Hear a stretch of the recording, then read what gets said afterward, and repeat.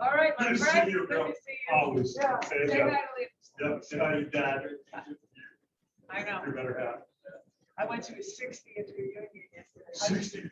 60th high school reunion. Yes. How was it? It was fun, actually. It was interesting, you know. So again, we're having a few technical difficulties today, but that's okay. So we have a property, and basically what the objective is for the day is I'm going to be sharing what my listing is. And we'll pretend it's your listing. I'm going to give you guys some offers, and I want you to pick what offer you think is the best one. And then I'm going to rip you to shreds. I'm going to tell you whether it's good, whether it's bad, why it's good. Go through the whole nine. I know you haven't fielded any offers yet, have you? A few, but nothing. Like on a listing? Yeah. Okay. So the subject property is 9 Heritage Lane in Methuen, Massachusetts. This is in West Methuen. And just like we talked about the other day, that matters. We're in the CGS school district.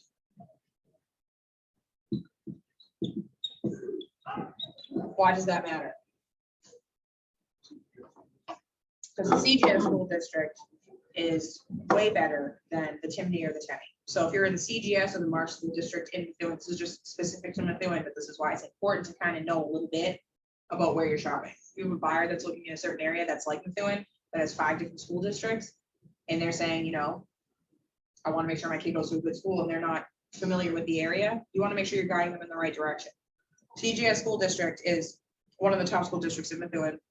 Any house that comes up in the Marshall CGS school district usually has a lot more competition than if it was in the Tenney or the Timney. Not necessarily like, you know, like an insane, crazy, you know, whatever, but even if it's a down market, I tend to see, not down, but I'm unfortunately never been part of the down market yet, but even if it is more neutral, you're going to see more competition in these areas. So it's 9 Heritage Lane in Methuen, Mass. I have the, I'm going to share my screen here on Zoom. Unfortunately, you guys won't get to see it in class just because I can't get the TV to work, but let me see if I can. So this is it. It's a colonial. It has just under 2,000 square feet. It's got a 2-car attached garage. It's got about a half an acre. It's a cute little neighborhood, nothing crazy, not like this massive, you know, yard or anything. It has 3 bedrooms and 3 bathrooms. So it's a 3-bedroom, 3-bath colonial.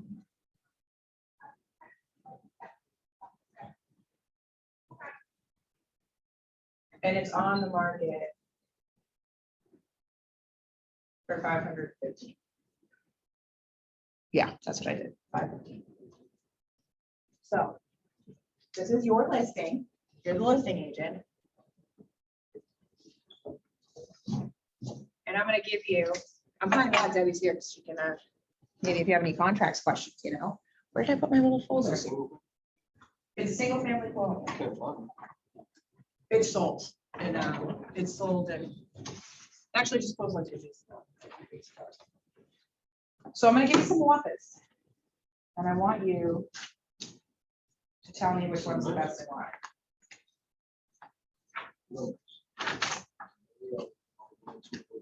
Who? The house. 9 Heritage? Yeah.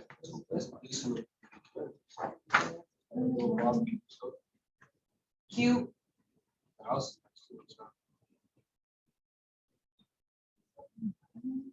How'd you get that?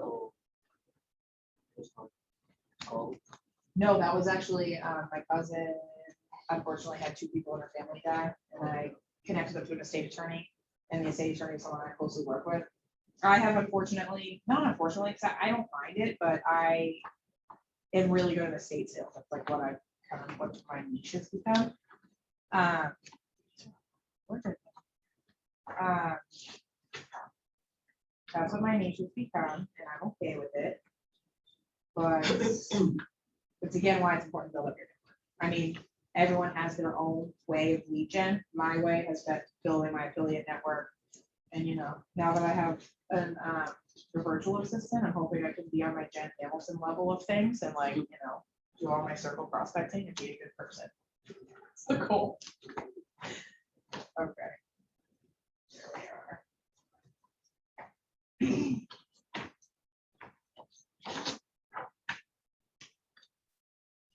So,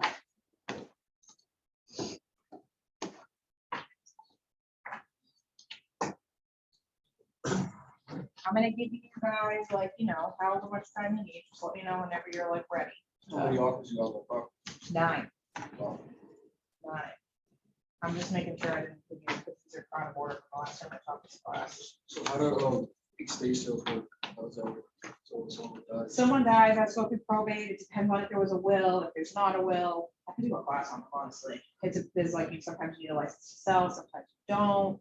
There needs to be an executor named. It needs to go in the newspaper for a certain amount of time. And usually it takes some time to work with them because the house needs to be cleared out. Yeah. You want to be a resource. This is again why you want to have a more built out affiliate network because bigger, I'm able to help people. I know someone who wants to move the company. I do that. I know a bunch of people, or I just know they're probably hanging up a picture. Or if I just, connect them to Tony. Sometimes I know people who are know their loved one's gonna die and they know that I have a connection to an estate attorney, and I'll connect them that way. So once I get them set up with the estate attorney, I get the business, or because I have this relationship with Tony, the estate attorney, when they're ready to go, he says, okay, I'm gonna connect you to a great realtor. And at that point, it's not like I'm sure that he has a couple that he gives to them, but I just developed a really good rapport of working with him. So he does tend to recommend me. And I think it's seller. It's kind of sad because I think that at that point, people just don't want to think anymore about what's going on. Yeah. Wait 1 second, I have more for you. I'm just trying to make sure. Yeah. How many papers did you use? This is, these are all the offers that you got. So these are all the offers you have to review with your clients. So you need to know which one's the best. No, I'm saying, don't you print it out from here? $20. It's actually not that bad. But then again, I don't know. I really probably should print it somewhere else. I'm sorry. It's not on 35 cents the same.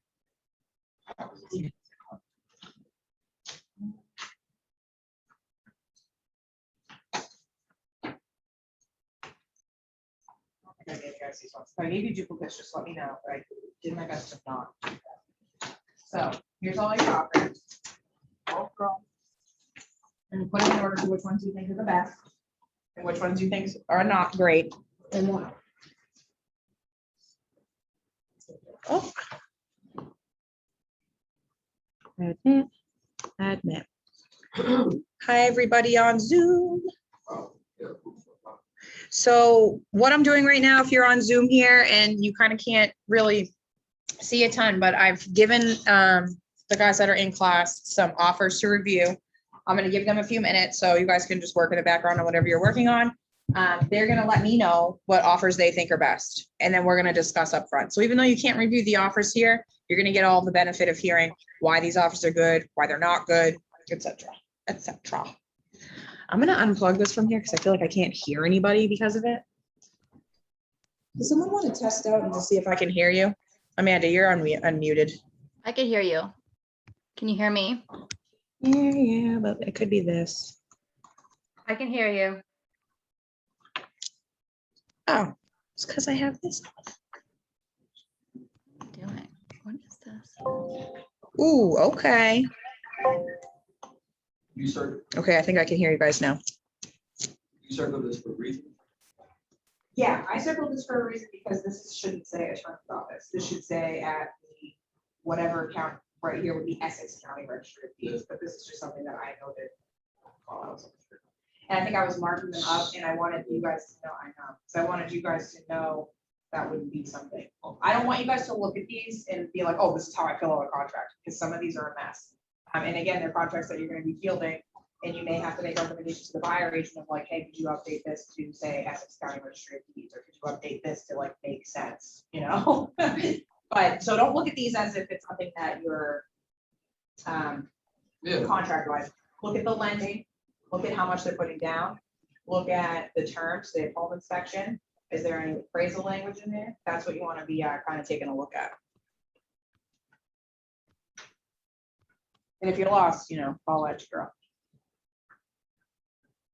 When I'm fielding these like in real time, I usually take a sticky note and to do like a synopsis of like what's in this offer. It's a VA loan, it's an FHA loan, it's a, you know, whatever. And then of course, they're yours. Yeah. So Sarah, Yes. are we just making like an offer or like what we think is a good offer? So basically what I've done is I'm pulling up the subject property is 9 Heritage Lane in Methuen. It's a listing that I had over the summer. It's a colonial, it's in a really nice area of Methuen, and it got like 9 or 10 different offers. So basically what the point of this class is that I'm giving people here offers to look at so that they can see when you are in real time getting offers for your clients, you have to organize them into like, okay, what is like, you know, most beneficial, least beneficial. You have to really present all of them, but you want to be able to kind of have a quick synopsis and an ability to explain what your clients are seeing, because it's a lot. When you're here, you can kind of see like they have like 9 stacks of paper. Each one has a disclosure, offer, a lender letter you have to review. And if this was in real time, they should really be calling all of these lenders as well. So they have to call 9 lenders to see, hey, how's their financing? Or not, maybe not all 9, but at least the top 3. So that's basically what they're doing. It's okay that you're not here. Don't worry about it. Because you're not here, you can't really do this part, but you'll benefit from hearing. I'm going to have them tell me what they think the best offer is, and I'll tell them if they're right, and if they're right, why, and if they're wrong, why they're wrong. Okay. And it really is subjective. It's really not like a right or wrong kind of thing, because one offer could be great for one family that's not good for another family. So we'll get into that, but I'm just giving them a few minutes to kind of go through the offers.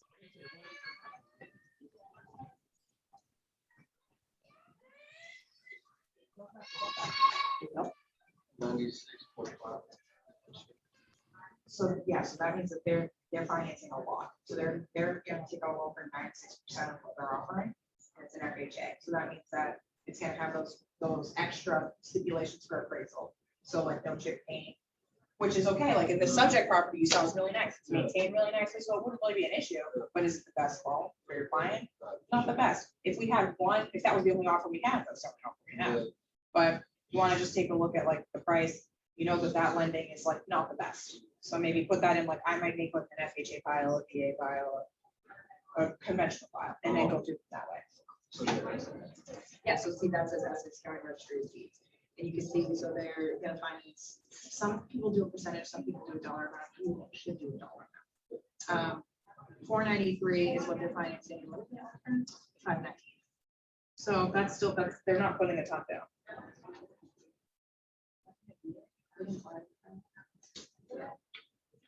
Sometimes I get confused with New Hampshire because New Hampshire makes you write the type of loan you have. I don't think that's right.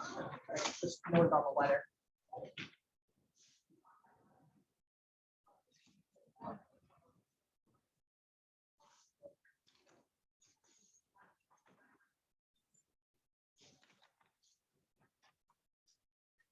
Oh, I should probably move this out of the way, huh? So this is the subject property, guys, that are on Zoom. If you want to take a look at it, you guys can see here that they can't see what it closed for, so don't say anything. Because you guys have access to the sale price. But you can take a look at it. It's a really nice house. It's do I have the gallery down here? And I'll tell you the real story about what actually happened too once we get through this. This one was a little funky.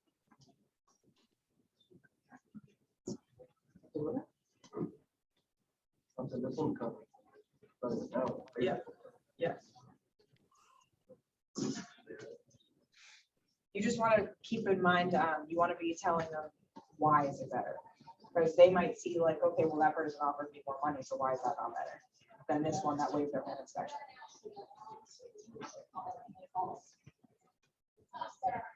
What's up, dog? Now, you need help or you just need to do it? Well, for this one, it doesn't necessarily spell So this is one that I have to call. out. You have to call this one.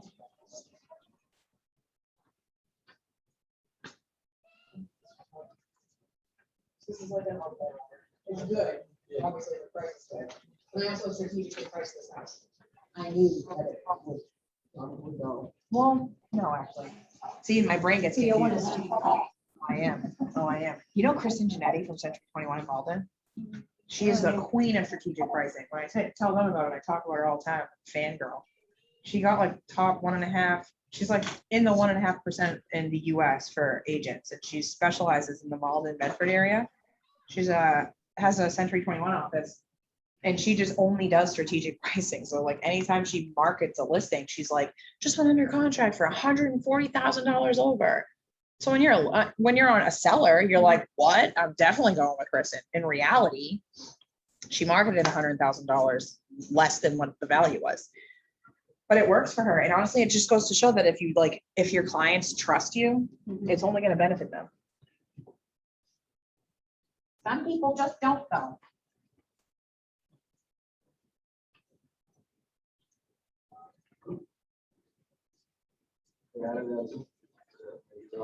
Yeah, but you see, that has become a problem.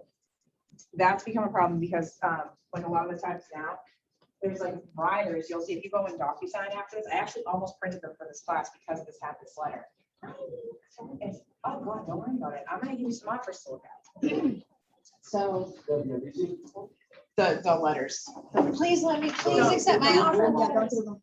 No, because so say if my client rejected that offer, they could say, well, it's a baby. Yeah. And you didn't want to sell it to me because this house was built before 1978. So like that can become a real problem for sellers. So that's why a lot of times you'll see in the MLS now people say, don't send a letter or I'm not looking at your offer. Because it can create a fair housing issue. So basically what we're doing is I'm just having them, so this is a subject property. It's a colonial in Methuen, it's in the CPS school district, which is on the nicer end of things. It's 3-bedroom, 3-bathroom, it's just under 2,000 square feet, and it's your listing, and it's on for $515. I'm gonna give you some offers to look at. What they're doing is basically categorizing it to what they think is the best offer and why. Okay. And then I'm gonna tell them if they're right or wrong. But I'm sure they're all gonna be wonderful answers. I just want to make sure I get you all of them because. So that property at the list right now? No, this one sold. This was a listing of mine I sold over the summer. I was just kind of pulling it because I blacked out like all the fine information. This was just a double. Okay, thank you. Sorry. This is, if you'll notice, you get a lot of offers. Sometimes you're like, wow, it's like too many.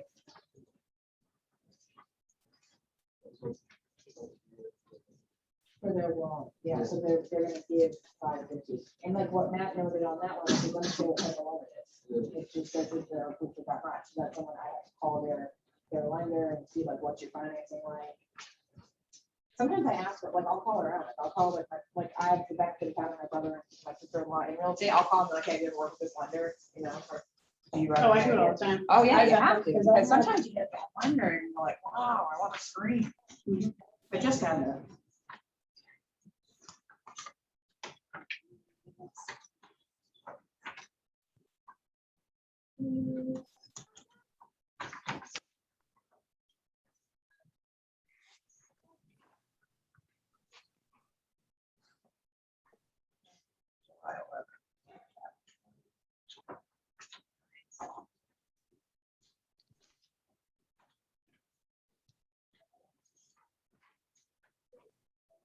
You each got this handwritten one, right?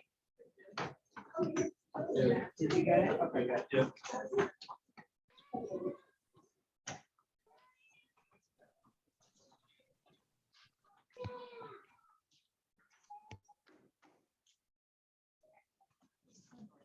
Oh, That's it. It's the same as this okay. one. Yeah, it is. I just want to make sure I have them all Okay. for you. And you'll see one of these is also a sight unseen offer.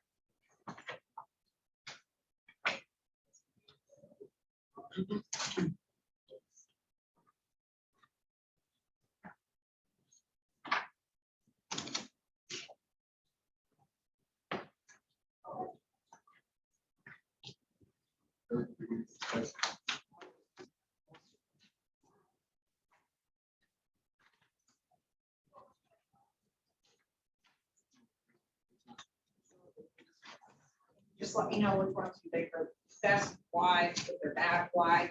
Just as if you were gonna present it to yourself, like this, these offers are good and here's why.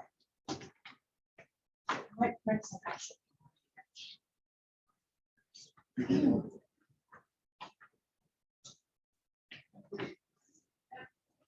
Here's a compliance question for Debbie. When I'm showing them these, because it's public record, do I technically have to black all the stuff out? I mean, I did, just because. I don't know. Either. But I kind of wish I didn't, because it's like now I'm like, wait, they all have the same amount because I blacked them all out, right? And a lot of them were like similar dates, obviously. They all about the same time.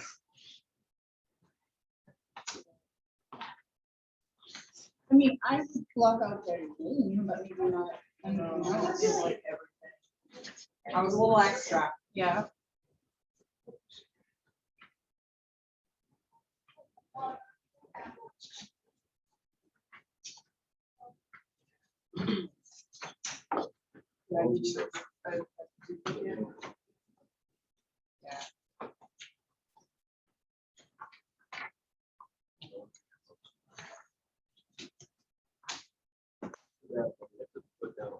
So the purchase price is $550 and they're borrowing $412, so they're gonna put down more than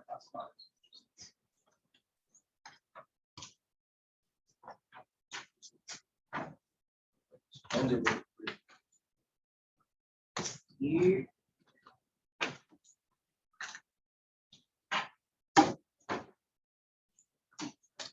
Mass, so it's file.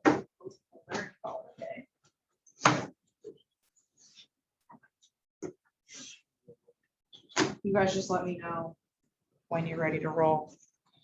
Do I have any questions here on Zoom? How do I know? Oh no, that ain't it. The TVs are fixed if you want to use them. Oh, they are. They are. Oh, they They are. are. I'm not gonna put it on yet though, because it'll give the answer away to what they're doing. Cool. Get out of here, scram.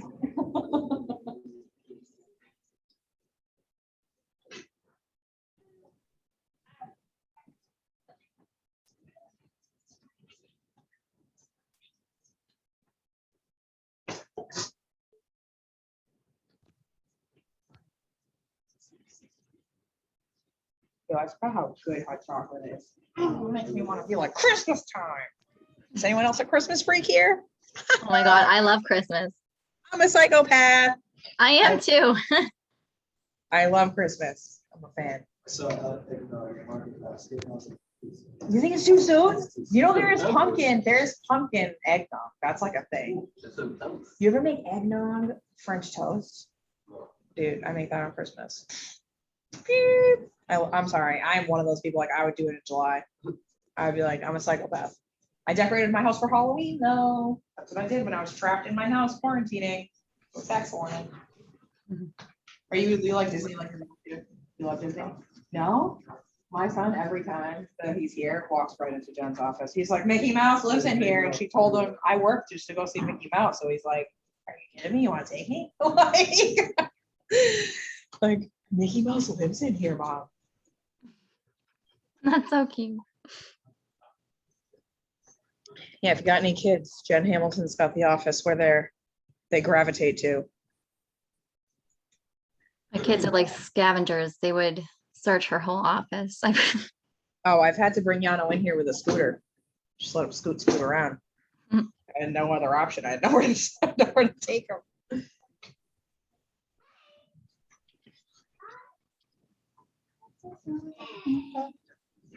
Anyone have any questions so far?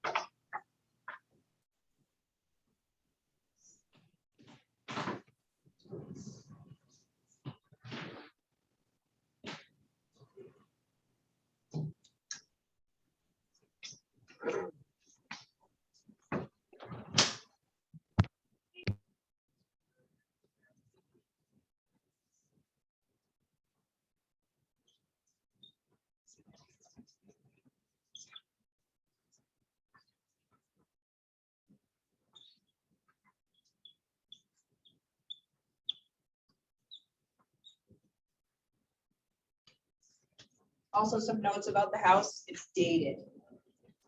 That was the feedback.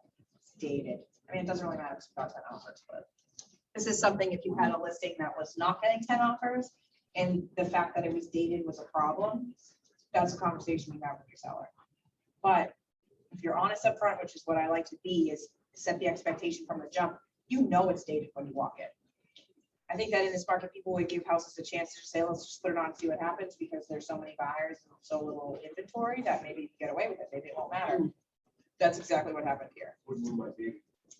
It just looked like the set of Stranger Things when you walked in. It looked like it was just fresh out of 1983. They didn't change a single thing about it. It was actually kind of cool because it was perfectly maintained. So it wasn't like they was like appreciated. It was nice, but it was dated. The style looks very, 80s.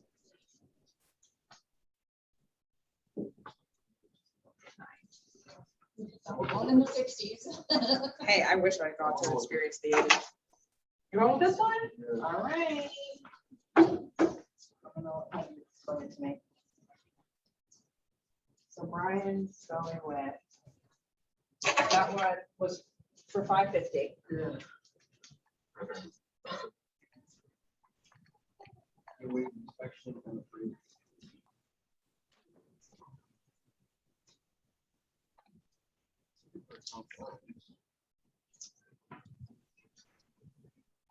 And they were conventional buyers, right?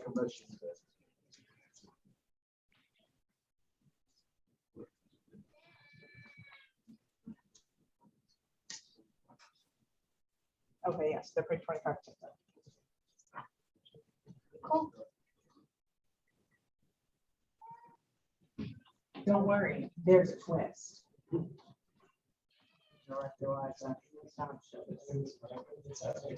It's not big, it's just. All right. 610. I know, I think I ran out. You can pick something else. But don't worry, there's a train wreck. So 610 FHA. Did they have their home inspections? They probably did. Yeah. Thanks for reminding us. So.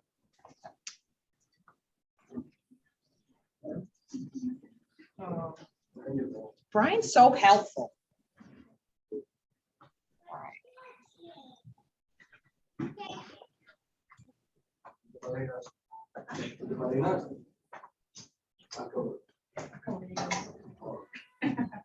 Debbie, are you interested in playing my the purge class that I want to do? You have to role play your worst client. You have to be your worst client and they have to be their agent. Oh, So I would like you to start maybe thinking of some. oh, I got, oh. All right, good, because this is gonna be a class we're gonna do. How am I gonna be 9 people? I know. Pick your 9 worst one. People. Pick your worst 9 one. sellers, no, 9 sellers of one house. All right. 9. So that's just think about it, and how you can role play it and recreate it, because that's like what I'm most excited about next, because that's what makes you earn your money. Like, wow, these people are crazy. Okay, so far, I feel like I should move this so that you guys can see it. Ah! This is such, everything is great. Everything is great. I know you'd think I would do that, right? Okay. So we have, so far, Matt paid 610, it's FHA, and they waived their home inspection. Again, the property is listed at 515. I forgot to put that here. And then Brian chose 550 waive inspection and appraisal for a conventional loan. You got any ideas of which one there? I think I saw that. The 610? They waiving, yeah, this one, 550. 550 waived inspection, waived appraisal. Waiving appraisal. Okay. I mean, that's all I have. No, that's fine. That's fine. So.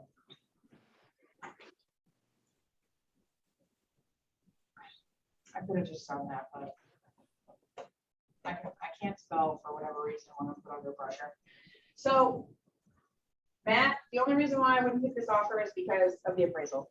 I know it's not going to appraise at 610. If there was a waived appraisal, or if they were like, because you can be FHA and still put a ton of money down. And if they're putting a ton of money down where I thought the appraisal might be waived, but realistically, if it's FHA, they're probably not gonna let them, because it has to be like, sometimes though, like in these crazy times, it could have been something I would have worked with, but I didn't. So Matt, I'm really sorry. You want to leave sleep? No, I'm just kidding. So these are actually the ones that I chose. So I chose the 550. They waived their home inspection, they waived their appraisal. It was conventional. But it gets better. So I accept their offer. Everything's great. You guys accepted their offer. They call you. They say, hey, I know we waived our home inspection, but can my clients come by? Because his wife didn't get to see it. She didn't see the house. Now, at this point, the offer is accepted. Everything is signed, but the wife has not seen the home yet. To me, that's a red flag already. I'm like, okay, great. This could absolutely just be an absolute nightmare. So they waived, so they go by and then they ask you, can your client cut the tree down that's in the front yard? What do you say? No, you just waived your home inspection. No. What would you say, Debbie? I'll discuss it with my client, get back to you. All right. And what if your client is like, they waived their home inspection? What do you mean? Don't even ask me. They waived their home inspection. Get out of here. Go tell them they waived their home inspection. Okay. So you say, you know what? I'm going to talk with them about it. Doesn't look like it's looking good though, because the whole reason why we accepted your offer is because you waived your home inspection. They didn't have to do anything. Now you want them to cut a tree down? Why do you want them to cut the tree down? Oh, it looks like it might not be safe. Okay. Talk to them again. Guy's pressuring. He asks again, could you ask them again, please, if they can cut that tree down? The wife is very uncomfortable with the tree. I don't know if you guys saw the picture of the property. It's really not that serious. I don't think there's only 2 trees in the whole front yard. They're really upset about the tree. You tell them, no, my client already said they're not doing it because the home inspection was waived. That's the whole reason why we picked your offer. We had a 610 offer we could have gone with, but we didn't because you waived your home inspection and your appraisal. You won this because of the terms that you put in. Okay, let me talk to my clients. And then you're teaching seller 101 and they call you and they say, hey, my clients don't want to buy the house anymore. So sorry. That's literally all they say to you. What do you say in response? You're in a legally binding agreement to purchase this property.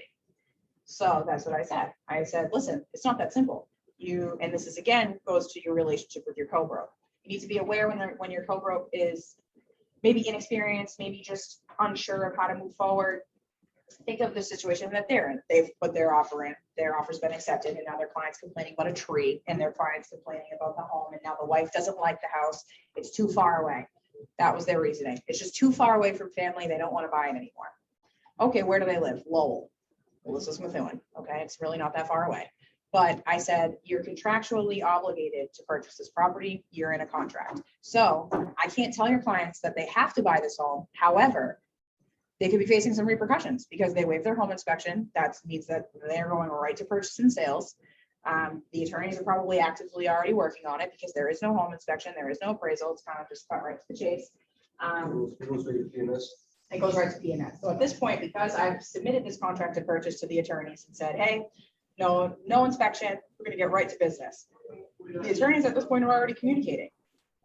And then the attorney finds out that his client doesn't want to purchase it anymore. So my effort to say, hey, you're in a legally binding contract, you really need to rethink this. I don't want my clients to, I just don't want it to turn yucky. At that point, they forfeited their deposit. They said, you know what, we're forfeiting the initial deposit. So see you later. So in that situation, I was very lucky to have multiple offers to go back to. I had a client, an agent that made it expressly clear that her client really wanted the property, put an offer for 520. And then he increased it to 525. Obviously, when you saw the offers that I had, I wasn't looking at it. I was like, you know what? It's not good enough. If I have a 550 with a waived appraisal, waived home inspection, I'm not doing that. So I went back to a couple of agents. There's actually a couple in this office, agents that had submitted offers. And I went back to them and said, listen, I would start going back to them as soon as he told me about the tree. Because I have enough experience to know that the wife hasn't seen it and now they're complaining about a tree. So they're reaching. To me, that's an indication I have to start paying attention for my clients. I need to start reaching out to these people because you never know. It's a slow market, but if these people are aggressively putting offers in the way they put it in on my property, they could already be under contract. And that's exactly what happened. I reached out to 3 offers that I had already had on this property. They were all already under contract. I went back to Catherine McKnight. She was the buyer agent on the client that said he really loves this property. His family lives in this neighborhood, he wants to be here. He was only going up to 525. I called her. I said, listen, we're not accepting an offer at 525. We'll just put it back on the market. However, we don't want to do that. So can you talk to your client? I'll send them a copy of the offer that I have for 550 so that they know we're not pulling one over on them. That's what we would have gotten. And we'll make it subject to appraisal. So I also prep my clients to know, hey, this is totally different ballgame, okay? Because now this offer, maybe he's going to agree to the 550, but I don't think he's going to agree to the appraisal being waived. So just know that there's a chance that while you're being offered 550, you might not get it, because I knew that the property was really valued at 520, 525. Can put it on for like 10 of it. So at that point, they were okay with that. Everyone wanted to move forward. They agreed to increase their price at 550 under the stipulation that I sent them a copy of the offers that we got at 550 so that they knew that they were comfortable paying that. And then we moved forward. And then it just turned out that because the guy was putting so much money down, the bank didn't have to have an appraisal. But it became an issue at one point because the attorneys at this point, this is where your involvement is important. The attorney for my clients was fighting for the appraisal to be waived. But I knew in the contract to purchase, there was no language about appraisal. So I had to do the right thing, which is not necessarily, I wouldn't say not in the best interest of my client, but it's most important to be honest. Like this guy agreed to come up on his price, isn't having a home inspection, and he made it very clear he wanted to have an appraisal. So he has that right. While the bank might not be doing it, he has the right. So it needs to be written in the purchase and sales agreement. So I got kind of called up to bat for that when the attorneys were beefing over whether there was an appraisal stipulation in the purchase and sales. We deaded that issue. Client didn't want to have an appraisal, and we closed, and everything was wonderful. Do you guys have any questions about maybe some things that could have gone horribly wrong? Debbie, you got any input? Things that could have gone wrong with that. Yeah. He backed out too. Yeah. And if they backed out, that's happened to me. That's happened to me 16 Reservoir Street in Methuen. Property had a retaining wall issue. I wish I had the offers, but it was like 5 years ago. And this was when the market was not like it was now. So I had like a pop and open house, and it was like, wow, this is great, because it wasn't as intense as it was now. So it was kind of like I was just lucky. It was a really small home. I wasn't sure how it was going to hit. Got a ton of interest, got a ton of offers. It's actually how I ended up at Keller Williams, which is funny because I was working at Lair at the time. Got a ton of offers, and I had the deal fall apart. I'm not even joking, probably with 5 different buyers. And then finally, Arthur Matarazzo from DNA walks in. He's got his clients, and he is aggressive. He was like, you want take my offer right now, accept my offer right now, and we'll give you whatever, but you need to do it right now. You need to do it right now. You need to get this offer, take it right now, take it right now, take it right now. And we did, and it worked out. But that was a situation where I had to continue to go back to buyer after buyer after buyer after buyer. I had 4 different home inspections on the property. The first one, it was a bad home inspector. I knew that, but the buyer was scared, and it was a first-time home buyer. She backed out. Had to give her a deposit back. That's the whole process on the admin side of things. I had to, release it, put it back on. I went back to an offer we already had. They were excited about it. Had a retaining wall issue that popped up at that home inspection. They backed out to the retaining wall issue. Then we had Arthur's clients come to them. Arthur's clients also had a fear of the retaining wall issue. And then it was a dispute about whose retaining wall was it? Was it the seller's retaining wall, or was it the neighbor's retaining wall? Whose responsibility is that retaining wall? I had to go to the city. I had to pull plot plans. I had to try and get my clients to pay for a land survey, which realistically wasn't going to happen in time. And luckily, we were able to write up an agreement that both parties were happy with, that the buyer was going to take on any responsibility to the retaining wall, with the understanding that more than likely it was not theirs to worry about. But if there was an issue and it came down to blows, my client wasn't going to have any issues. So this is just a kind of like, a sneak peek into what the market was like. Now is moving in another direction. So now you have to be more creative, and you have to be more selective, and do really some serious vetting on the offers that you're accepting. Because what if I only had one offer, and that was the only offer I had, and then they wanted to back out? What then? I'm putting it back on the market. I'm having another open house.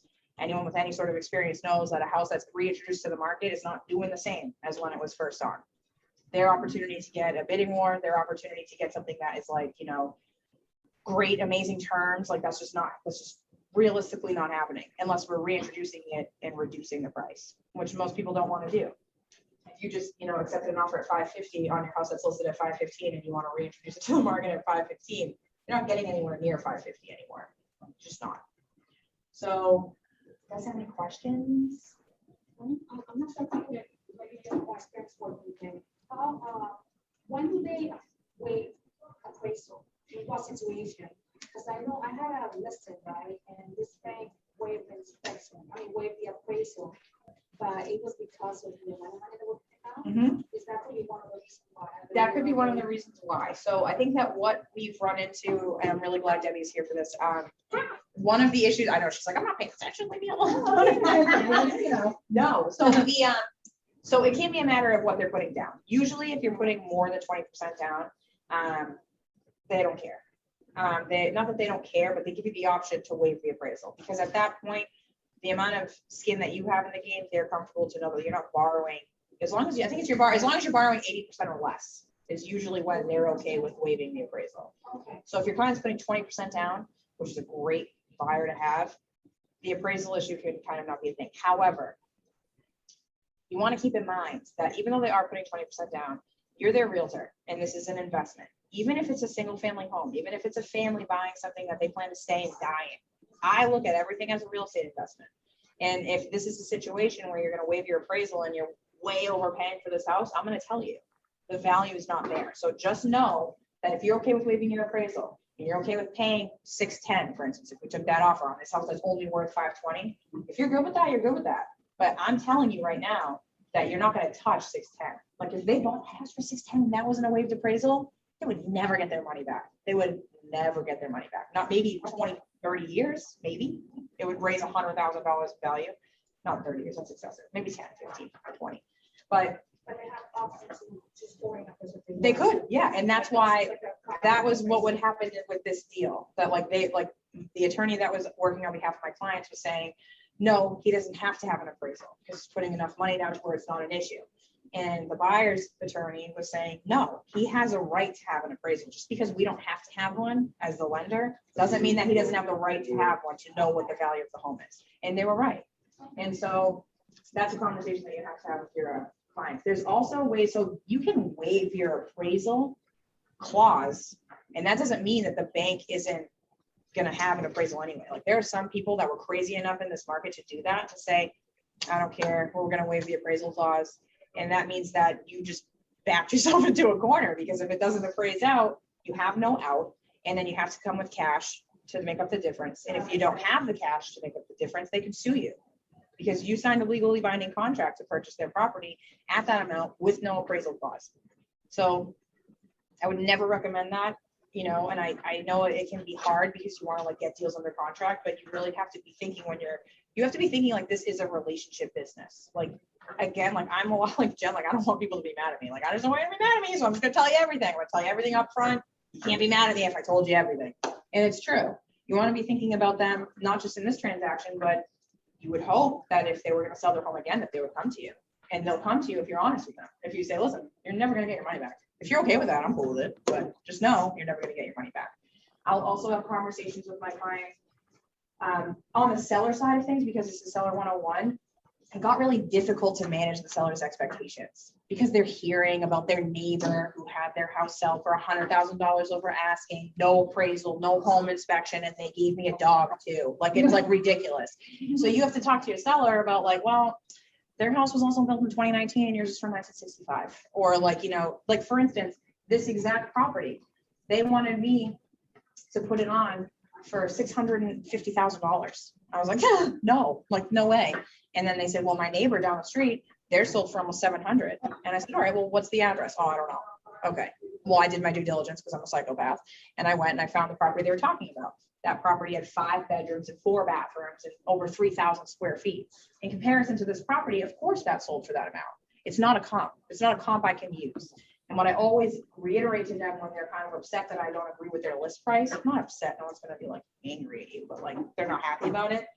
I always reiterate to them, I get paid on a percentage basis. If I could sell your house for $1 million, I'd sell your house for $1 million, but I can't, it's just not reality.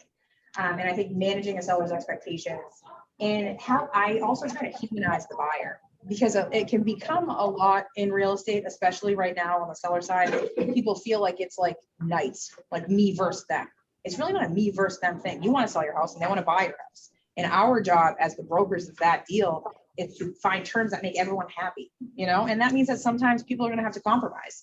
And sellers right now don't want to compromise because they feel as though, you know, well, I have this like 1,000 other buyers that'll buy my house. They don't understand the process like we understand the process. They don't understand that, yeah, all right, I got 9 offers, 4 of them are under contract on another deal. The other ones just aren't interested anymore. They got over it. They had buyer's remorse. They were happy they didn't get it. They decided it wasn't for them. Some of them got burnt out and aren't looking anymore. Someone lost their job. So what are we going to do now? We got to put it back on the market. And I have to explain to them, this is not like a situation where it's going to benefit you to just be so stubborn that you won't work with anybody. And that was, I think, for me, the hardest part I had with this huge seller boom was managing the expectations. I had a client, I should have put the offers for this one too.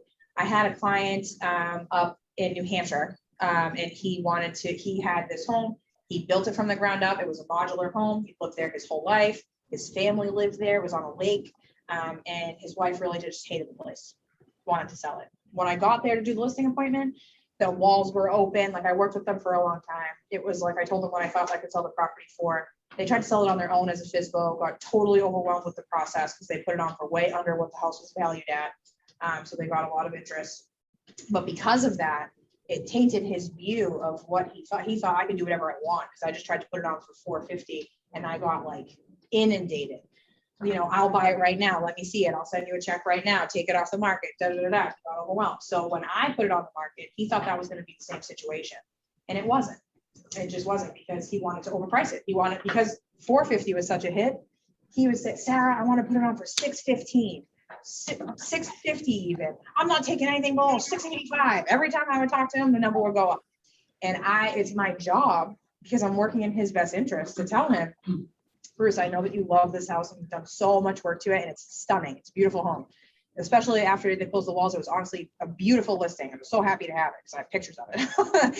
But it's just not worth that much money. And again, I get paid on a percentage basis. So if I could sell your house for $685, that's a way bigger check than $550. So I'm down. But realistically, I know that if you put it on for $685, no one's going to look at it. Then we're going to have to do a reduction. Then it's going to be even less people looking at it. Then we're going to do another reduction, even less people looking at it. And you're going to end up with less than what the value is because you're being too stubborn. So why don't you say, well, do a CMA with you so you can see the actual value? So I do. Or So bring it to them. you do. And that's part of why the CMA is so important. So I brought my CMA for this specific instance with a specific person, and he ripped every comp I had to shreds. Well, no, my house is way nicer. Well, no, that you should see their kitchen. I've been in it, you know, and it's kind of like, okay, you have to be nice and stay patient and explain to them, listen, I understand. However, this is the comps that I'm working with, and this is what the appraiser is going to be working with. And I only care what the appraiser thinks because the appraiser is the one that's going to really be setting the price. I have to try and stay in line with that because if I get a client in here, unless they're a cash buyer, that's who we're answering to. We're answering to an appraiser. And guess what? It didn't appraise out. It appraised what I thought it would appraise at. It appraised at 534 or 544. And we got an offer for 565. We only got 2 offers. Had he listened to me and we listed it at value, we probably would have had a lot more or even below. I like to do below market value, you know, so if I knew, if I really thought it was worth like 530, I wanted to put it on for 499 because I knew that we would have got inundated with the amount of buyers that would have been super interested. When we price it on the higher end of things, it makes people look at like, is this worth 550? You know, is this worth 550? I don't know. And it's just going to help other houses sell because a house that is worth 550, that is a 550 house, is going to look much nicer. They're going to be like, well, this house isn't that great. I'm going to go over here, buy this one. When you overprice a listing, and I do tell my clients this, you're just helping other homes in the neighborhood sell. That's all you're doing. Because it's like, okay, I'll pay $50,000 less, even if I just have to redo this kitchen. You know, like people are still human and reasonable. They're not like going to like throw themselves in front of a bus to buy a house. So in that situation, the home didn't appraise out. And I told him, he said, this guy has it out for me. He knows the appraiser. I'm telling you, he knows the appraiser. He's doing this on purpose. He's taking money from me. I'm taking this huge loss. mind you, I got the buyer to come up and pay $550. So he came up with almost $20,000 more cash and was totally okay with it. And this is also a home that had other hoops I had to jump through. This had the EPA involved because my client had done some work on the property that was illegal. Didn't pull permits, wasn't really the most transparent with me about it through the process. And then I didn't find out until like 2 weeks before closing. That created a huge issue. So there are some clients on the seller side of things in this climate of the market that we're in where they become very unreasonable. And it is very important that you don't fold, that you don't say, yeah, don't fawn over them. It's important that you disagree with them when they're wrong in a respectful, nice, clear way, that you understand, you empathize with their point, but it's just not the reality that we're living in. You have to bring their expectations into like a normal range, because if you just let them run the show, what value are you adding if you're not being honest with them?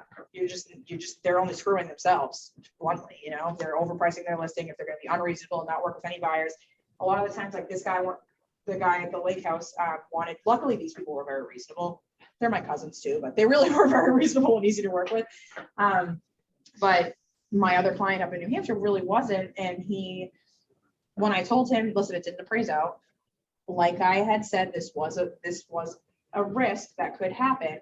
It didn't matter. But because I said, listen, Bruce, we already had this conversation. Remember when I told you at the listing appointment that this could happen? He was pissed because he knew that there was no out. Like I had already had this conversation with him. I already set the expectation that this was a possibility to happen. So you can't act blindsided because I told you that this could happen. And it did. He wanted to back. Yes. Sorry, I have a question.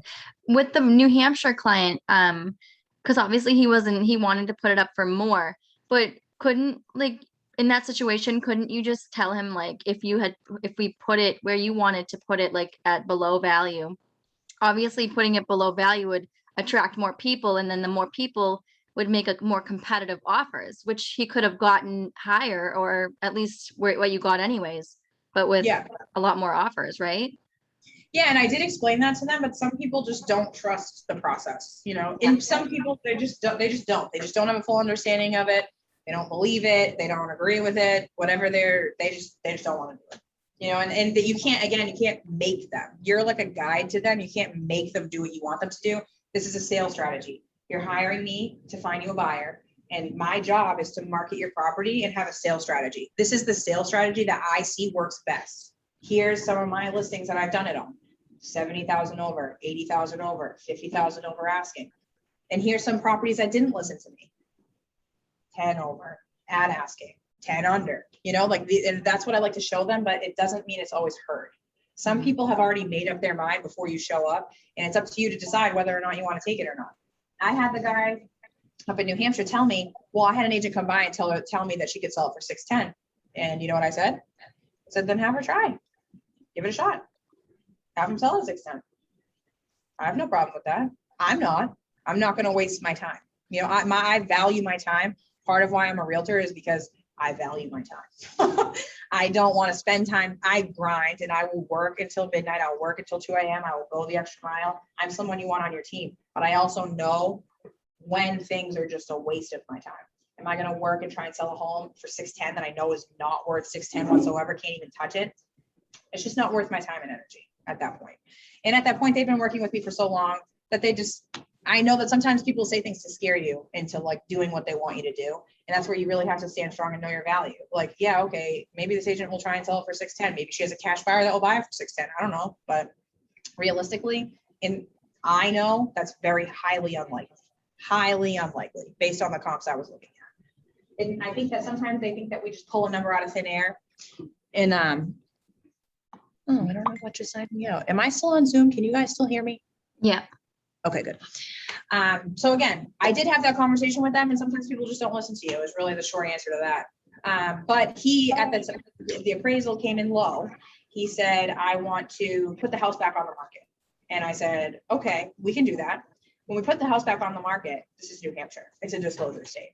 People are going to ask. The first question they're going to ask, if you have a buyer and it says back on market, what's the first question you're asking? Why?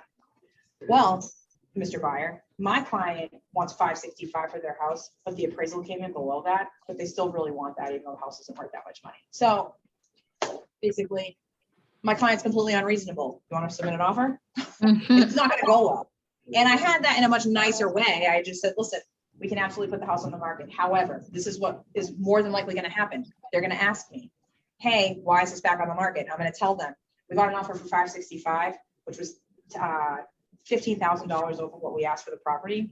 And then the appraisal came in low, and the buyer still accommodated us and was going to come to at $5,000 over asking price. And my client just didn't want to work with them. So now the house is back on the market. You want to make an offer for more than what the house is worth? Probably not. You know, they're not going to want to do that. So I did have that conversation with them. He was very frustrated. You know, he got irritated, but I said, listen, Bruce, I need you to take a second and just take 5 minutes, call me back when you've calmed down. Just know that this guy, I have to constantly remind him, this person's not trying to screw you over. They're being very reasonable. This is very reasonable what they're doing. They're coming out of their pocket with more cash to accommodate more of what you want. You need to meet them in the middle. If you don't want to meet them in the middle, that's your prerogative. As a person that you've hired to market and sell your property, I'm telling you that that's not in your best interest. Because if I go to put this on the market, I'm telling you, I'm not going to be able to touch 550 because we only got 2 offers on the property because we listed it too high. So because we only got 2 offers, I can't go back to the other offer. The other offer was below asking. You think they're going to want to deal with this? Absolutely not. It's kind of, the job is hard. The job is hard, and that's why you get paid the way you do. You're like a psychologist. You're not going to constantly be dealing with people that are like, I trust you. You're an expert. Do whatever you want, especially as a new agent. You know, I had the benefit of relying on my parents' name. The Fulford Group was a very well-known name. It's up in New Hampshire, in the Methuen area. My dad's a Methuen guy. So because my last name was Fulford, I didn't get a ton of pushback like other new agents did unless they didn't know my parents. And that was where I was lucky. And that's where I was like kind of generating my own business. So like sometimes people didn't know who my parents were and they didn't care. That's where I got that rejection. And that was where it was like, well, how do you know? What about da da da? And I, in the beginning, would fold. I lost a listing because I overpriced it. Then that's why I'm so not afraid to be like, no, we're not overpricing this listing, because I've had I'll share this example with you. Is in Pelham, New Hampshire again. Sorry, it's not Mass. Sorry, it's Pelham, New Hampshire again. The property was really nice property, Cape, but it was very custom. They put a ton of work into it, built a ton out. The guy told me back in 2006, my house appraised for $500,000. So that's what I'm looking for. I know in my head, I don't think this house is worth $500,000. And in 2006, it's like they were giving out loans like it was like candy. Like they didn't care what the appraised value was. I don't think there was appraisers. Usually the agent would call the appraiser and say, can you make this come in at this amount? And that's what they did. And that's why we have absolutely no contact with appraisers now.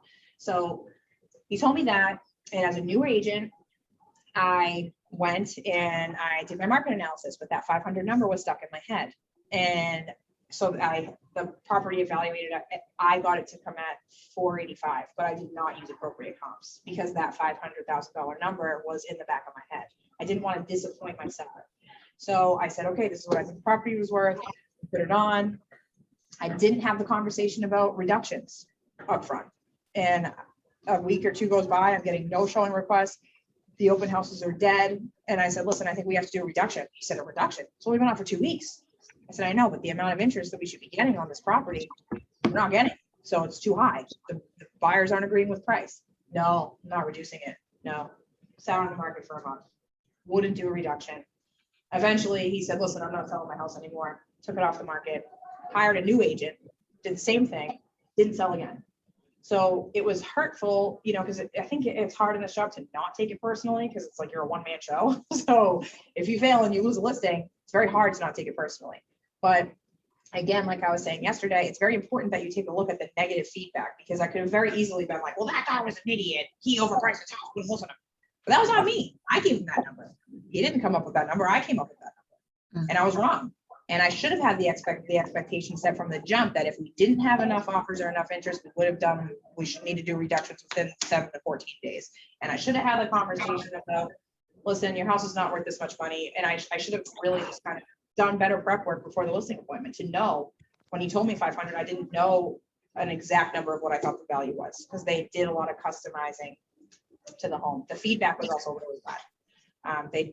The way that they did the layout of their home worked for them, but like they turned a bedroom into a hallway. It's like one of those weird houses. And so that was just something that I learned a lot from, and I don't want you guys to learn that way. You know, learn from my mistake. Have, as hard as it is, have the conversation about reductions. And people thought I was crazy when I'm in the seller's market. I still have the conversation about reductions because you never know.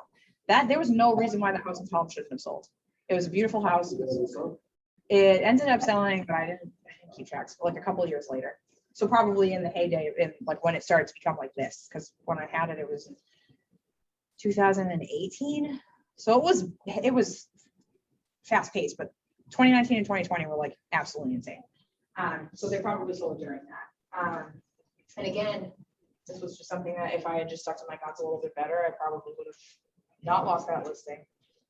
But I was lucky enough to where it helped me. It made me a better agent, even though I lost the deal. I didn't get paid. I spent money. I spent time. I did send a photographer through. I did floor plans because it was a weird layout, and I lost it, and it sucked, and I was pissed, and I was pregnant at the time, so I was extra pissed. I was not well, and so I could have very easily just made that about them. But again, when you mess up in real estate, it's a fail forward. You need to just take it and run with it. You know, if the people that truly fail just kind of like sit in it and dwell in it, like, in reality, it's like, listen, get up, move it along, let's go. There's more houses to sell. But those are just some of my crazy seller stories. I'm glad you guys got some, you know, to look at some offers. Again, you'll see Debbie's going to show you very well how to appropriately fill out a contract. And as you can see, not every agent is going to do that. But when you're in a stack of, don't you notice that the ones that are well written stand out more? You're like, okay, this is a well And written when people are contract. handwriting them, I mean, Ugh. come on.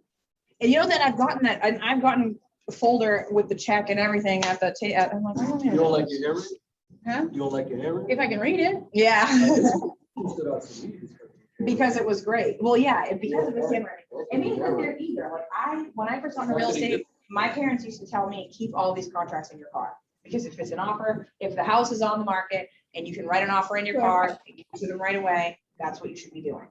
It's not like that anymore though. It's just not, you know, it's like if someone came up to me, giving that, like, can you scan this to me? Like, can you give this to me in an email? I have clients that I have to do everything in writing because they don't have a computer. Yeah, and that's okay. That's okay. I mean, it's a little.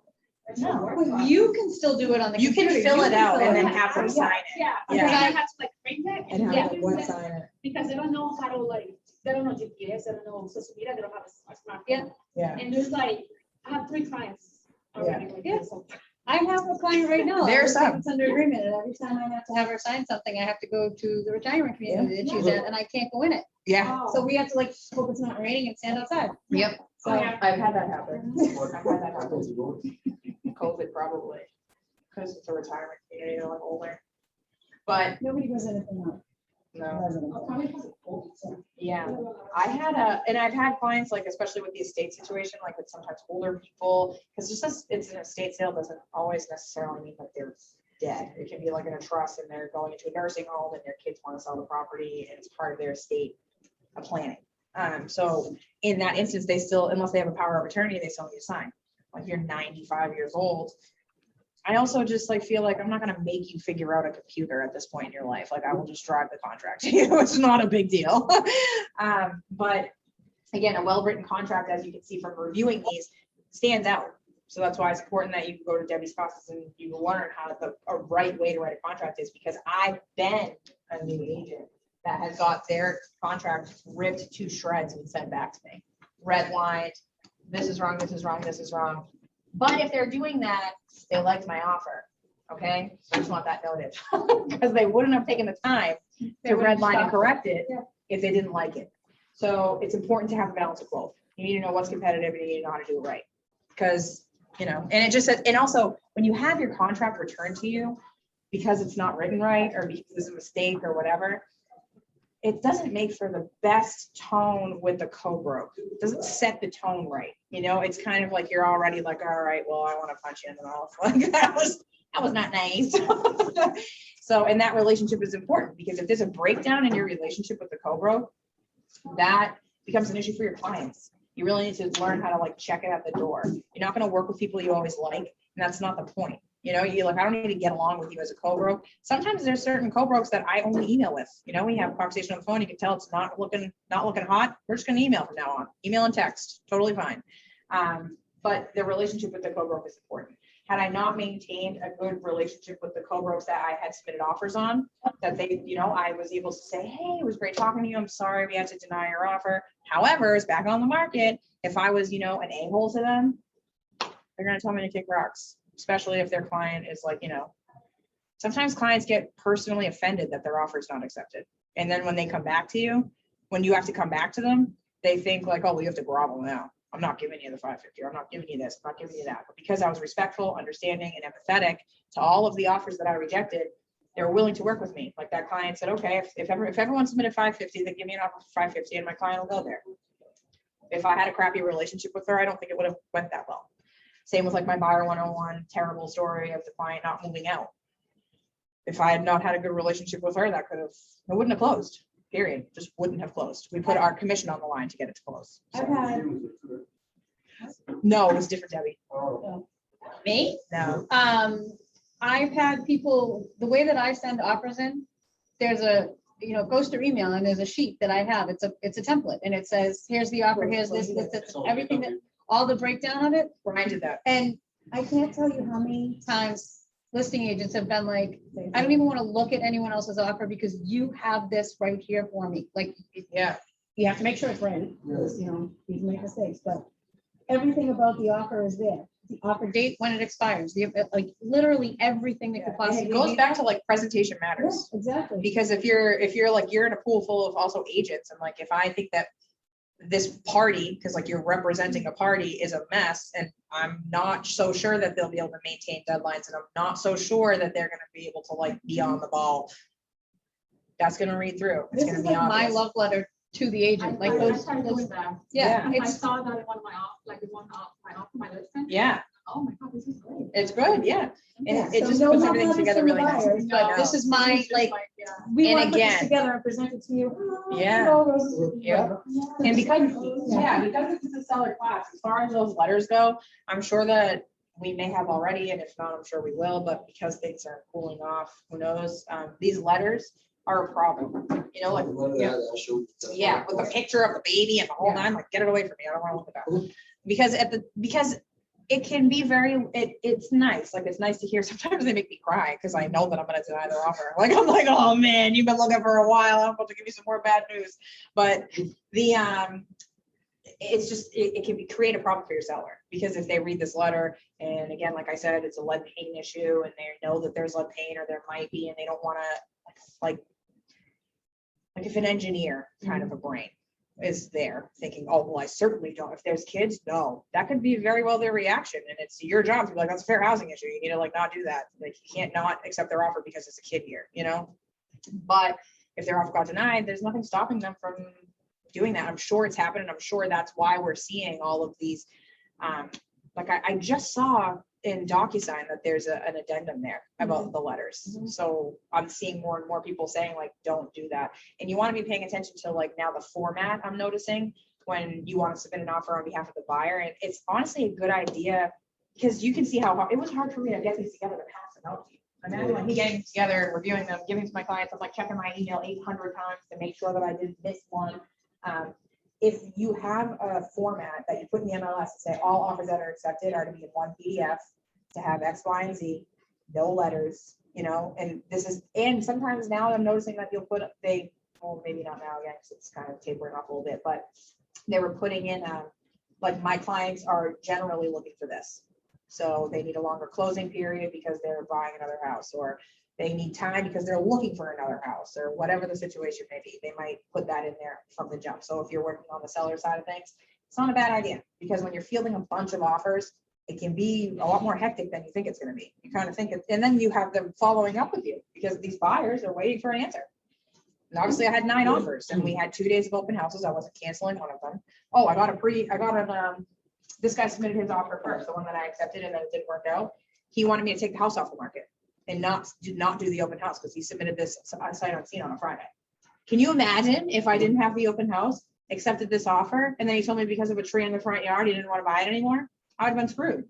So again, don't let people push you around because it's true. It's crazy. It's absolutely And not. it's nothing to do with that. Was there a run like how close it is? No, it's like, you know, when people are reaching for reasons to get out of the deal, you know? Can I see that template you're talking about? It's the one that you put together. Is it the same one? I think, I'm pretty sure it's the exact same. No, one. mine's She has an a whole- email. Oh, yours is No, an mine email. is the email that I. I do attach documents to. too. Yeah, I do too. So it's So literally like, I'll send it to you. I don't have a make it so problem. much easier. And you know what, Command, and I don't utilize this enough in Command, you can put the offers in and it puts together this like beautiful sheet and it has everything about all the offers and you can just print it and give it to them. Rather than like, obviously you have to do your due diligence because you have to read it, you have to enter them in, but as you become a more successful agent and maybe have a transaction coordinator after you know how to do this yourself, you can hand it over to the transaction coordinator and say, hey, could you put all these offers into Command and then send me that sheet. They're putting it in the Command. That's where leverage comes in, and we'll learn more about that as we move along through the program. It's very important that you know how to do everything yourself, because remember, you are a business owner, and at the end of the day, it doesn't matter what your transaction coordinator is doing, your name's attached to it. So you need to make sure that you know what you're looking at. But when you get to the point where you're comfortable and you know what you're doing, and you can issue that, hand it off to somebody else to do it for you, it's just like a no-brainer. You have to be able, well, they know how to do it, but people make mistakes. Transaction coordinators make mistakes. You will make mistakes. It happens. We're human.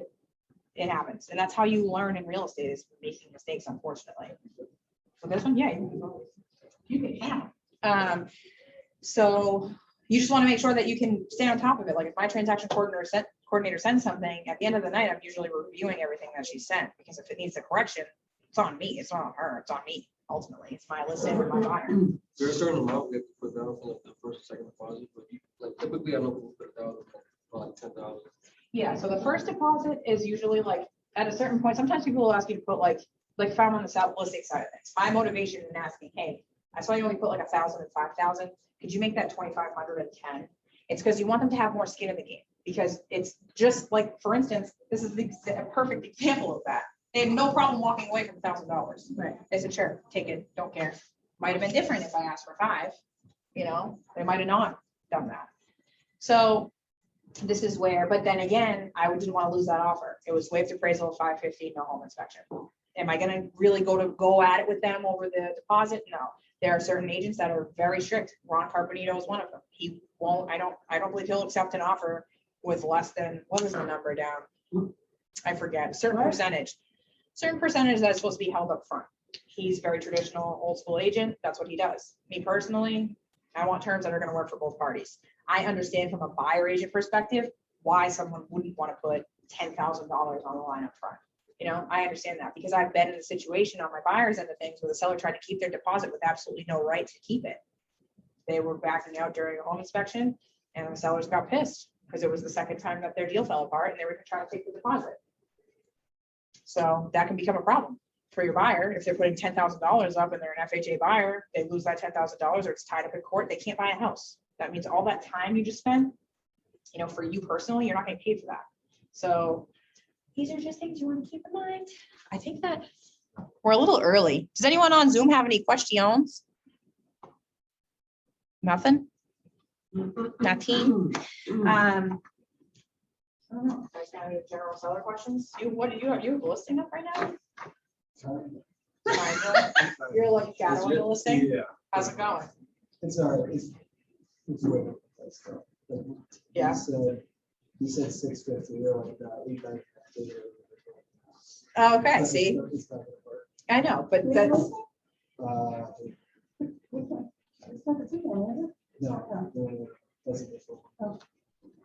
so when that's experienced, you're just gonna try it and you've let them know. Did your mom have them sign their little paper? Yeah. You can't be mad at me if this doesn't sell. Pretty much. You can't be mad at me if this doesn't sell. So that's a conversation too. Like as a new agent, I might take a listing like that. Now I have a 2-year-old, I'm doing business coaching and I have my real estate business. Like I don't have time. I'm hiring a VA, so maybe I will now, but there are certain things that's like, you know, do I have the bandwidth to deal with this? Because you're gonna need a lot of attention. I currently have a client who is the same situation in Everett. They're a friend too. When it's a friend, it's harder because it's like, all right, I'll try. I know this isn't gonna work out, but sure. But yeah, Do you have any questions, Wendy? Anything? Nothing? No, I wish I had more printed more offers. Debbie, you got anything fun to add? No, I mean, a long time, but no, so, No. there's so much more of it. There's a ton. There's a ton. There's just a lot that can go wrong. Yeah. You know, this could have also like, I have a good one. No, I just actually, not to take you off, but I just did this in my Framingham listing. So we accepted an offer. It was on for a little bit. We accepted the only offer that we received. And as soon as we accepted the offer, 10 other people are like, oh my God, I want to see it. My client loves it. Oh my God, you know, we want to submit. I'm like, well, we'll take backup offers, you know, if you want to put it that way, if you want to submit one. So we accepted this offer and it was, you know, $1,000 down, $5,000 total, $6,000 total for PNS, whatever. First check bounced. Deposit check bounced. Second check. Chase and chase and chase and chase and chase to get them. I'm like, this is a bad sign. I actually had called the lender. I spoke to the lender a couple of times. I spoke to the agent. I spoke Client to goes to me. everybody. I had the pre-approval in my hand, the pre-approval was good, everything was good. I mean, everything on paper, conversations, everything was good. Literally went through it, and a week after we were supposed to close, we get a denial letter that says this person should never been able to apply for this loan. Not literally, but that's what it pretty much said for all the bad things that were on this person's denial letter. You don't usually get denial letters. You usually just get, sorry, we can't do it, give us a deposit back. But I was holding out until I got one. And it was so bad that there's no way in the world this person should have ever been represented. So that's your job to make sure you vet your buyers as well. Like, Yeah. don't do anything without pre-approval that you can verify. Yeah, and you want to make sure, like, there was an agent here that I was helping. And this is also like, you can't be upset about what you don't know. You know what I mean? Like, I felt bad because she got a cash offer. You get a cash offer, like, oh my God, that's amazing. What do you do? What do you need if you have a cash offer on the listing side of things? If someone says, here's proof of funds, that's it, ding, ding, ding. What is a proof of funds? It shows that they had the. It's a letter from the bank saying this person has enough money to cover this. Well, they accepted an offer without the proof of funds. Nice. They didn't know, they didn't know. And how would they know? It's like, oh, it's cash. So what do you ask for? Who knows? So they accepted, and then when they got the proof of funds back, it didn't cover the amount that they offered. So then it's like, okay, what do you do from here? So these are situations that you just want to vet ahead of time. I don't have your client sign a single thing on the seller side until you've talked to the lender. You have to talk to the lender. The lender should be advocating. Honestly, if you're on a buyer side and you're working with the lender, you should be saying, you better call. I just submitted an offer on this. You better call them to let them know how great my buyer is. Because you're a team advocating for the buyer. And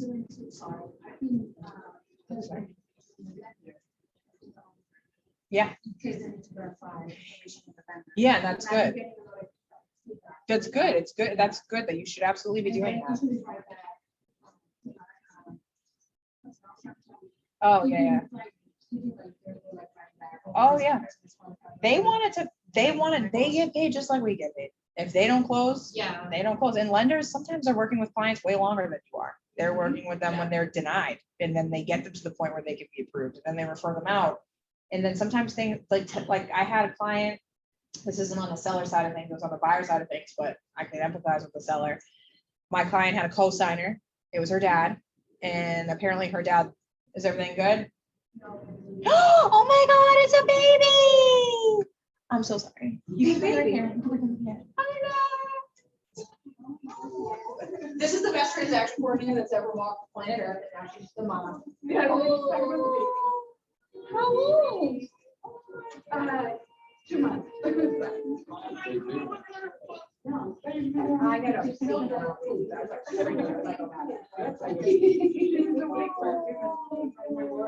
Oh my God, she's so beautiful. I was talking about, I got scared. Well, congratulations. Oh my God, stunning little baby. Cutie pie. Yeah, she's the best transaction coordinator that's ever lived. 10 out of 10, 10 out of 10, literally sobbing because she's just momming it now, but I get it. But yeah, honestly, having someone like being around other people that are good at their job, can't stress it enough.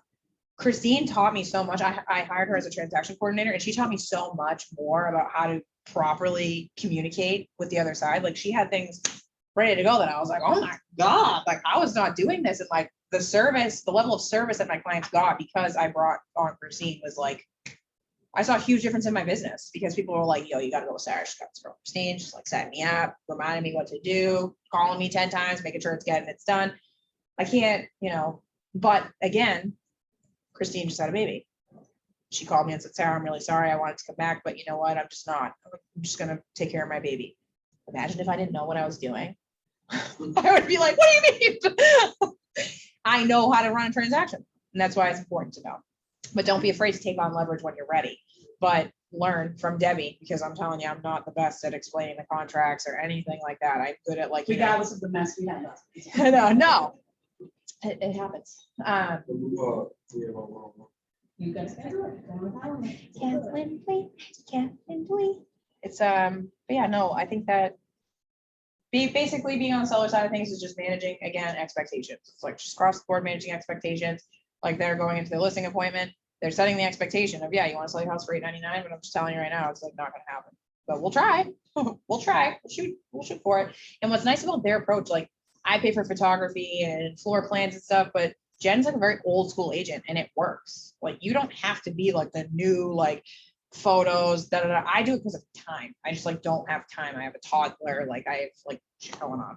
But my parents, like they didn't hire a photographer. They used to do old school pictures, just take pictures, whatever. And when I got into real estate, I bought myself a really nice camera with my first commission check. I bought myself a camera and used to take all the pictures myself. And then it just became a thing where I was okay with paying for that. But they don't have like a lot of money invested in as far as like the photography side of things, but you guys probably push it on like paying for marketing and social media and stuff like that. That's better to spend because you could get, maybe they'll get an offer for 700 or something. I don't know. Maybe they'll take that offer. Who knows? But keep your costs low up front. Don't go out because anything could happen. Anything could happen. I was going to tell you a story and then the baby walked in. No, the baby walked in. I had a client who had their stuff in a moving truck, like gonna close in 2 days, and turns out that her cosigner lied on the application, got denied. She didn't know where to live. The sellers were moving and buying a home, weren't buying a home anymore, and they wanted to keep my client's deposit, and I had to tell them, sorry, because at that point, what are they gonna do? They're gonna buy another home. So like, listen, they asked, do you mind if we keep the deposit? And I said, no, sorry. These people literally have nowhere to live. So, and I lent them money. That's important to vet your lenders too. Not every lender you're connected to is the best. I had lenders that my parents used that I would never use again. For whatever reason, my parents use them, they like them, that's totally fine. I'm not gonna name them, but in my opinion, that happened. I had a couple deals fall apart with them and it was it's very important to build out your network of people. People like me and Matt are lucky enough where we have people in the industry to show us kind of, but then again, my parents sent me up with that lender and it was terrible. But you want to make sure that you're building out your affiliate network to like people that are good. Because I had situations like that and ultimately it's on you. Like the lender is going to issue the denial, but who's talking to them? Who's going to be face to face with them? Not the lender. I bet the lender ghosts them after that. Probably won't even answer the phone.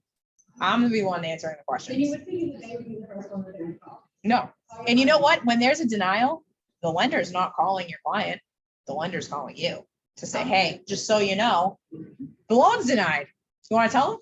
It's like, no, I don't want to tell them, but I'm gonna. Like, that sucks. So, and it's also important too to make sure you have a lender that's going to issue you a denial letter. I have a relationship with the lender. I make it known up front.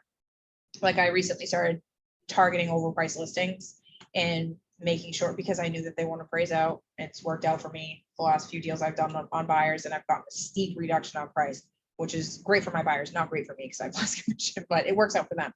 But I had a very long conversation with my lender up front to be like, listen, if this doesn't appraise out, even if this particular buyer was putting close to 20% down. So I was like, I don't want this to be a problem. If there's like an appraisal, like, can you issue me a denial letter? Because if the appraisal comes in low, which I know it's going to, and buyer and seller can't come to terms, I need to make sure that I get her money back, because this is not just the first $1,000.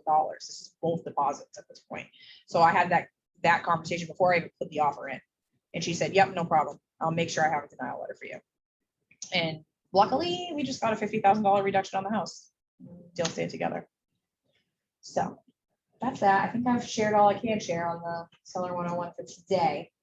But if you guys have any, questions or whatever, or I also always want to hear what you're looking for. Like, what are you missing? What classes are you trying to do? I have some ideas, like I'm making Debbie think about some of her worst clients, and I want to make you guys have to deal with them. Yeah, that's it. And But, if you ever want us to do one together, if there's something that you. Oh, no, we're gonna. Then, yeah. I was, so normally part of what I do would have been the seller contracts. So maybe if you're around tomorrow, I don't know if you're available tomorrow. That's okay. Next time we might seller one-on-one. Bye. Thank you. I'll be seeing you, Val. What time? 3? I'll see you. So tomorrow is the MREA and we have more seller 101 stuff. Hang on, let me stop this here. I'll see you soon.